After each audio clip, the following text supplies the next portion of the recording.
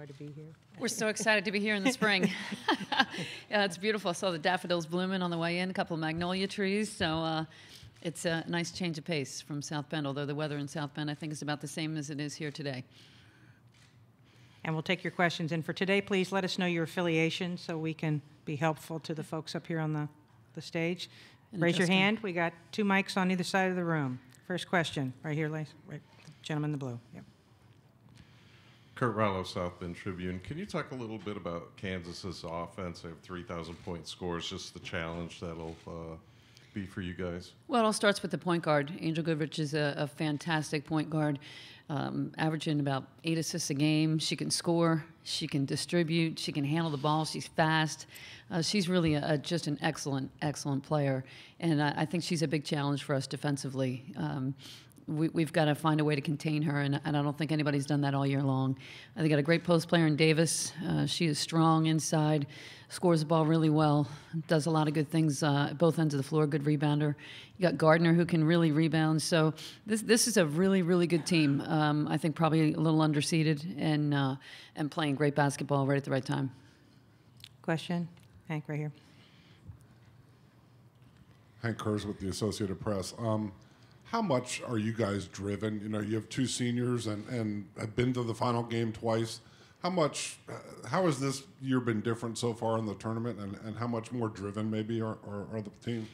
I think there's a tremendous sense of urgency, starting with Skylar, through our seniors and upperclassmen, because this is the last chance for them.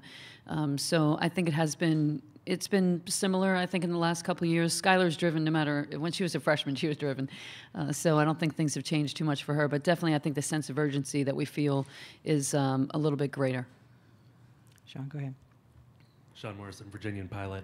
Coach, the matchup between Skylar and Angel, what do you expect from that, and just how high level of a matchup is that? Yeah, it's a marquee matchup. I think you're going to see 2 great point guards going at it, and it will be exciting. I think both teams want to run, try to score a lot. Ball's going to be in their hands most of the game, and so I think it's just going to be a great battle. I think a really great TV game. Vicki, in the back. Hey, Coach, could you talk a little bit about the Skylar phenomenon, and was it like that way as a freshman, when she was a freshman, or is it something that's just grown, just the idea that she's kind of transcending basketball? Yeah, she really is. It started in the NCAA tournament her sophomore year. We were in Dayton. We beat Tennessee, and Lil Wayne tuned in for the game in the Final Four. And, of course, I didn't know who he was, but they were pretty excited about it. And he started tweeting about her. And she just instant celebrity status. I think 40,000 Twitter followers that day, up to 300,000 now. And she is a lot more than a basketball player. You know, what she's done for the game, I think the visibility that she's brought to us, to the entire game, I think she's somebody that people want to follow. She's got this headband nation following her, and everywhere we go, we've had just about the biggest crowd that we had all year long in almost every venue in the Big East. So it's been exciting. I mean, it's been great for the game to see all the little kids that are want to wear her number and grow up to be just like her. So I think it's fantastic. She's a phenomenal role model. Questions? Yes, sir. You're Kurt Rollo, South Bend Tribune. Your team had some trouble with a 5'4" guard a couple of games ago. Can you just talk about how you might play Goodrich different based on that experience, just the kind of trouble a guard of that with those skills can bring? Yeah, Butler was she was incredibly fast and a great scorer, averaging over 20 points a game, one of the best scorers in the nation. And we struggled to guard her. I think that when we finally settled in defensively, I thought we got a lot better at it when we understood we had to help a little bit more. So I think the awareness of the rest of the team is going to be key in the matchup. Questions? Sean again. Coach, you mentioned you thought that Kansas was kind of underseeded. What has this team been doing to kind of pull the upsets that it has and do something that's unprecedented to this point in the NCAA tournament? Well, I think with the injury they had mid-season, I think it takes time when you lose a player to kind of regain your balance. And they had a couple of injuries with kids out for different games. But when they lost one for the year, I think that unsettled them mid-season.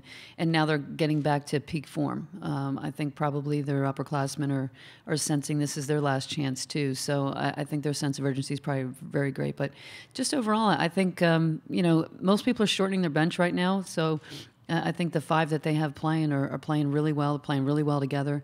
And they're just seeing what's ahead of them, and they don't want their season to end. Yes, sir.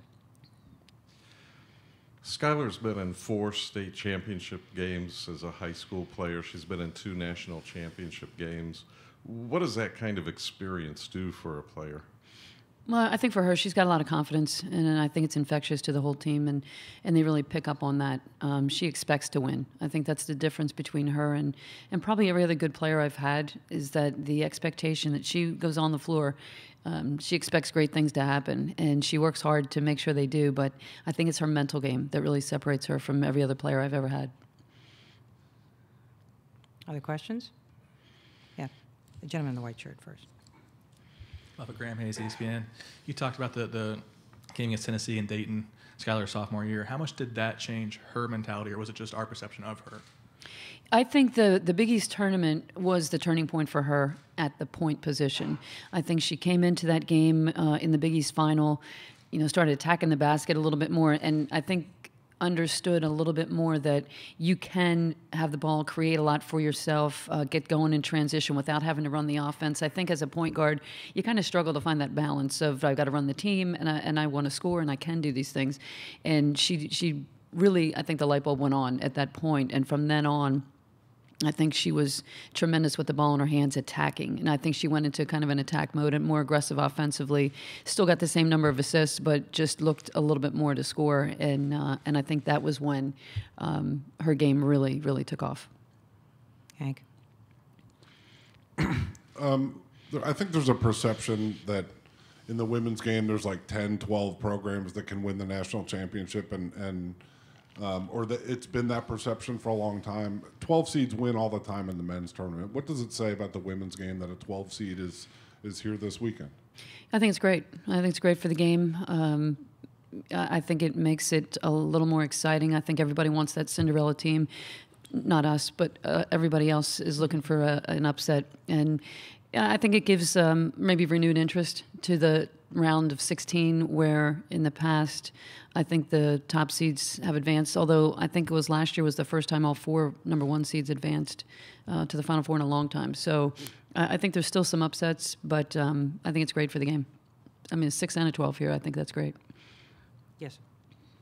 Can you talk about the jump in free throw shooting for your team this year? Is it a matter of getting the right people to the line, or did you have to change some things with some people? I'd like to take credit for that, but honestly, we never even talk about it and hardly work on it. I mean, they shoot free throws after practice, but we don't talk about it. And when we were number 1 in the country at one point, and we try not to mention it to them. We don't want them thinking about anything. So really, I think we have a really good shooting team, and they get to the line, and we do have the right people on the line when you have Kayla McBride and Skylar. But Natalie Achama's really, really jumped up. Her percentage has improved dramatically this year. So, I think a little bit of both, but we haven't done anything different. In the back again, please. Vicki.